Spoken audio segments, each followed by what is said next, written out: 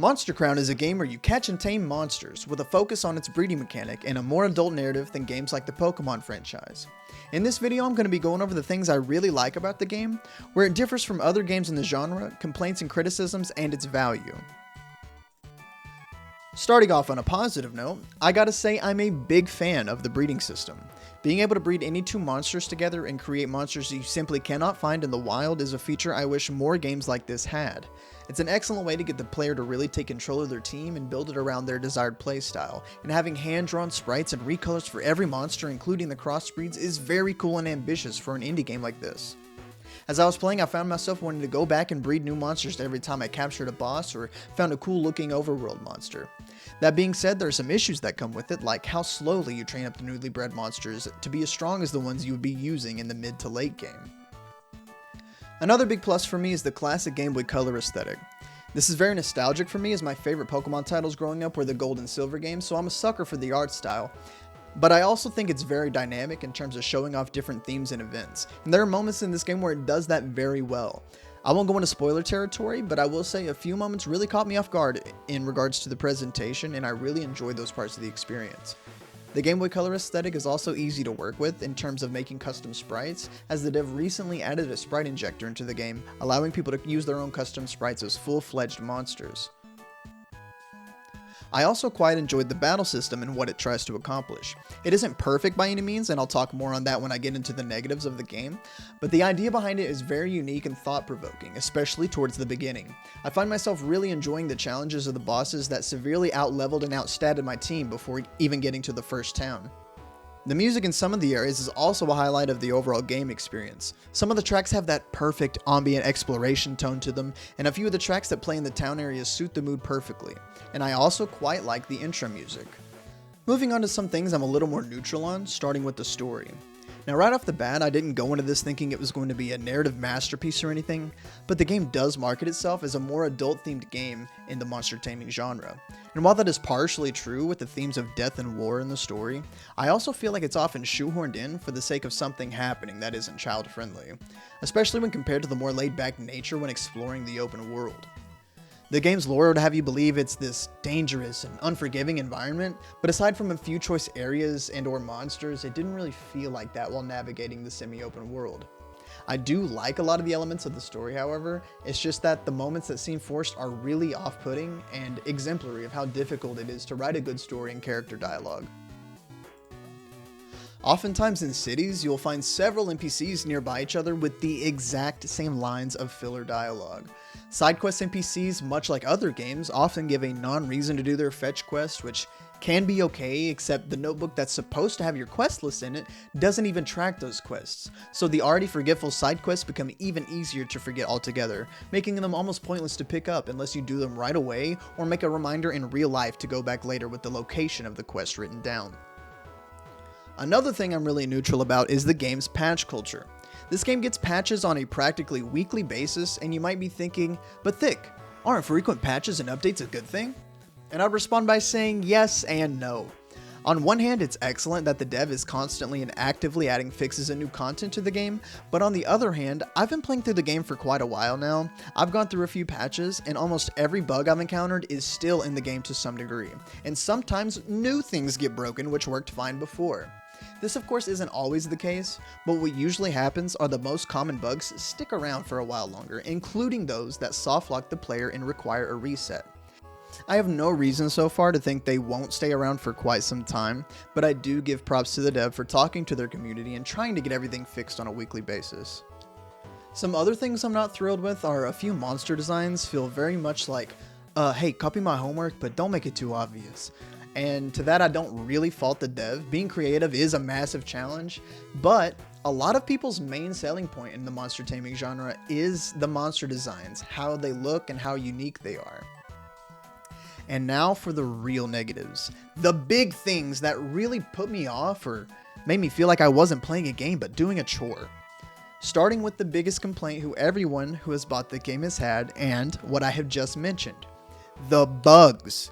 I genuinely don't think it's possible to play through this game without encountering any bugs. And I don't mean visual bugs, I mean a system failing or getting softlock and forced to restart. Really, any variety of things can happen. Just for a few examples, your monsters have overworld abilities that you can use to minimize battle encounters and get loot, and they work seemingly at random. Being in a dungeon and going through menus can be a risk, as you can easily have a menu get stuck, or even worse, you get stuck in the dungeon itself. Sometimes menus overlap, sometimes they stay up when they're not supposed to, sometimes the pause menu straight up won't come up, and sometimes the opposite happens. Sometimes the tabs come up, but you can't use the pause menu and you can just walk around. Once you realize this, saving the game quickly becomes super important. And funnily enough, I've had instances where saving the game itself causes an issue and I have to reset as soon as I'm finished saving. I actually had more examples written out to list, but it was taking up so much of the video that I had to cut them out. I mean, I could make a video solely about the bugs I encountered. They're so frequent and prevalent. And considering the game was launched out of early access into full release on October 12th, that is a huge issue. Game-breaking bugs are usually expected by the consumer to be ironed out on full release, especially whenever a game is selling physical copies. And this is where the game's patch culture comes into play, because on PC, you're getting a patch every week, while on consoles, you oftentimes have to wait a couple weeks or sometimes more because the stores that they're hosted on have to approve them. And then the people who have physical copies, who might not regularly have internet access, they will have a broken game that they have even less hope for getting fixes on. And from what I've seen from the community that plays on the Switch, the majority of discussions I've seen from the people who play on the Switch are talking about the bugs they encounter. Some other negatives I have with the game are navigating the menus. Like, why is it left bumper and Y instead of both bumpers to swap between tabs? The music in a few areas, like Frost Province of the Farm, can feel either really out of place or grating to the ear.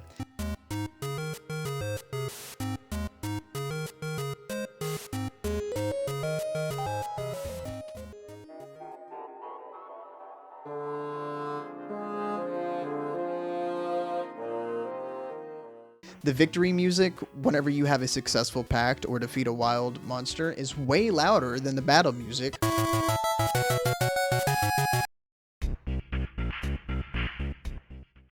The notebook that has your quests in it is very non-descriptive. The overworld and dungeons alike are riddled with dead ends that make exploration feel like a chore. The battle mechanics, while unique and interesting, later in the game just feel gimmicky and unbalanced. After getting one or two of the boss monsters, you can make it through pretty much every other battle, as well as collect the other boss monsters very easily, and the strategy of the battle system kind of falls by the wayside to spam. With that in mind, there is a bit of a mid-game power creep because of it, where it takes a sudden leap from challenging and thought-provoking to expecting a victory in every tamer battle, and a 50-50 on whether or not you tame the next boss monster. Speaking of taming monsters, I didn't know this until making this video, but apparently just being 3 levels higher than a wild monster, excluding bosses, makes it a 100% catch rate with any pact, regardless of health. The only requirement to catch a boss monster is getting their health below half.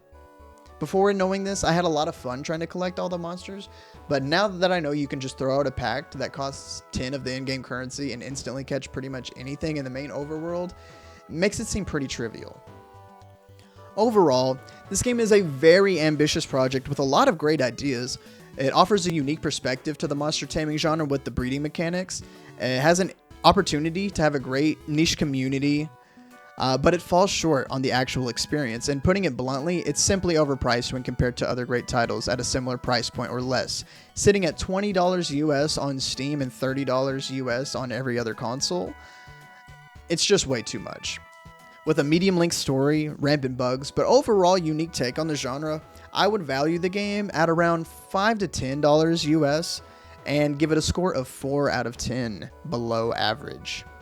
The breeding system, quality of life, longevity options like the custom sprite injector and a built-in randomizer make this a tempting game for people without access to things like ROM hacks, but the overall state of the game is a huge turnoff for anyone looking for something that's fun and finished to play. If you made it this far in the video, I just want to say huge thank you. Feel free to subscribe. I plan on making more content like this in the future. And throw me a comment. Tell me what you think. Throw a thumbs up if you liked it. A dislike if you didn't. Nobody will see it but me anyways. And have a great day. Thank you guys.